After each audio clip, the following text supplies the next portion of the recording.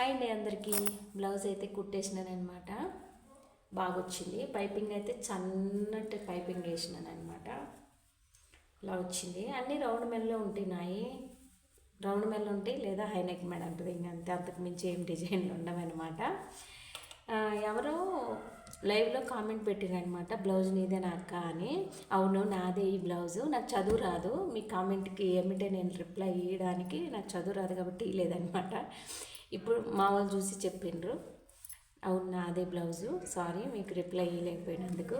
Blouse అయితే నాదే. ఎలా ఉందన్నది కామెంట్ చేయండి. కరెంట్ బాగా ఇబ్బంది పెడుతుంది నన్ను.